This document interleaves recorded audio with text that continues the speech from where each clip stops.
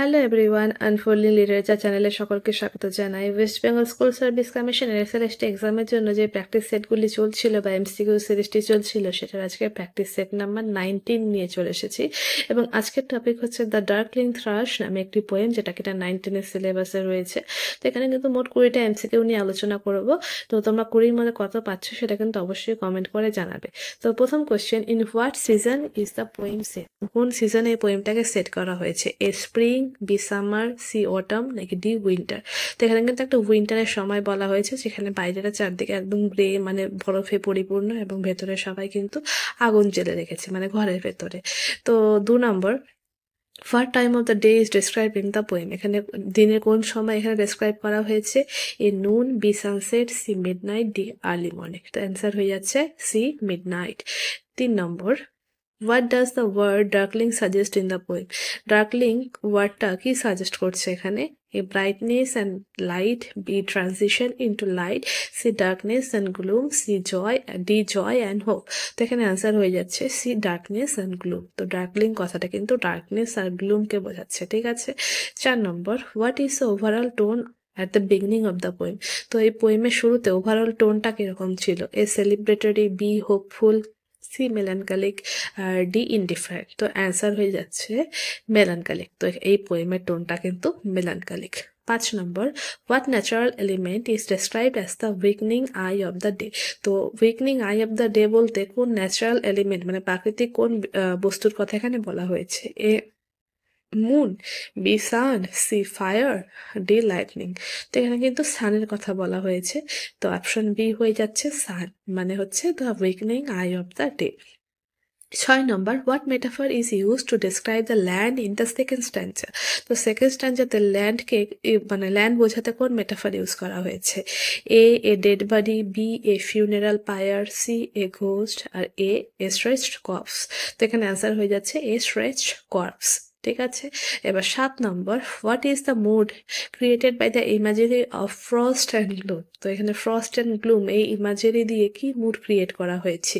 এ excitement, B tranquillity, C despair, আর D curiosity. তো এখানে কিন্তু অপশন সি হয়ে যাচ্ছে কারেক্ট আনসার, ডেসপেয়ার, ঠিক আছে। 8 নম্বর, what creature breaks the desolate silence of the sea? ঠিক আছে, কোন ক্রিয়েচার সেখানে যে নিঃশব্দতা সেটাকে ভেদ করছিল?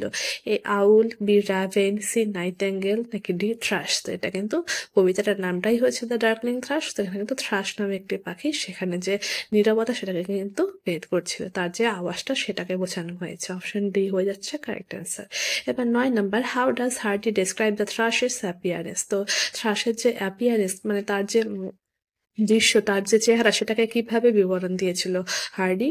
এ slim and young, B gaunt and small, C fat and shiny, D bright and elegant. তাকে কিন্তু গন্ট অ্যান্ড স্মল বলেছে। তো অপশন বি হয়ে যাচ্ছে কারেক্ট অ্যান্সার। 10 নম্বর, what is striking about the থ্রাশের সং? তো থ্রাশের সং এর মানে কোন ব্যাপারটা এখানে বেশ স্ট্রাইকিং, ঠিক আছে। তো এ হচ্ছে ইট ইজ মোurnful, বি হচ্ছে it is full of joy, C হচ্ছে it is loud and aggressive, D হচ্ছে ইট ইজ স্মোকিং। তো অ্যান্সার হয়ে যাচ্ছে ইট ইজ ফুল অফ জয়। থ্রাশের যে গানটা ছিল সেটা কিন্তু ফুল অফ জয়। 11 নম্বর, what contrast is created by the thrush's song? তো কি কন্ট্রাস্ট এখানে ক্রিয়েট করা হয়েছে থ্রাশের গানটা দিয়ে? A joy versus silent, B hope versus despair, C life versus death, D warmth versus cold. তো অ্যান্সার হয়ে যাচ্ছে হোপ ভার্সেস ডেসপেয়ার। তারপরে 12 নম্বর, what does the thrush symbolise in the poem? তো থ্রাশ কি সিম্বলাইজ করছে পোয়েমের মধ্যে? Winter and cold, B anger and fury, C nature's dominance, D unexpected hope. তো অ্যান্সার হয়ে যাচ্ছে ডি আনএক্সপেক্টেড হোপ। এটাই কিন্তু থ্রাশটা এখানে সিম্বলাইজ করছে। 13 নম্বর, what poetic form is used in Darkling Thrush? তো ডার্কলিং থ্রাশের কবিতাটিতে কোন ধরনের পোয়েটিক ফর্ম? ঠিক আছে, এ হচ্ছে সনেট, বি হচ্ছে ব্যালাড, সি হচ্ছে ওড, আর ডি হচ্ছে লিরিক। তো এটা কিন্তু এক ধরনের লিরিক, ঠিক আছে। 14 নম্বর, which poetic device is used in spectre grey? তো স্পেক্টর গ্রে বলতে কোন পোয়েটিক ডিভাইস ইউজ করা হয়েছে? A hyperbole, B metaphor, C simile, আর ডি পার্সনিফিকেশন। এখানে স্পেক্টর গ্রে বলতে কিন্তু মেটাফর, ঠিক আছে। তারপর 15 নম্বর, what kind of rhyme scheme does the poem follow? তো কোন রাইম স্কিম এই পুরো পোয়েমটা ফলো করেছে? এ বি, নাকি A B B, A B B, এ নাকি ABCD? এত কিছু দেখে লাভ নেই। তো কোন রাইম স্কিম ফলো করেছে সেটা আমরা আগে দেখে নিই। তো AB এই রাইম স্কিমে কিন্তু এই পুরো পোয়েমটা চলছে। 16 number, how is the landscape describe in the first two stanzas? তো ফার্স্ট টু স্ট্যান্জাতে ল্যান্ডস্কেপটাকে কিভাবে ডিসক্রাইব করা হয়েছে, কিভাবে ব্যাখ্যা করা হয়েছে? A warm and glowing, B alive and green, C dead and frozen, আর D হচ্ছে rich and fertile। তো অ্যান্সার হয়ে যাচ্ছে dead and frozen। ঠিক আছে। 17 নম্বর, what theme become central after the থ্রাশের সিং? তো থ্রাশের যে গানটা সেটার পরে কোন থিম এখানে মানে মূল হয়ে ওঠে, মানে মূল বিষয়বস্তু হয়ে ওঠে? A death, B despair, C renewal of faith, D nature's cruelty.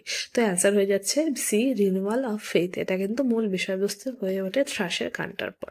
18 number, what is speaker's reaction to the থ্রাশের সং?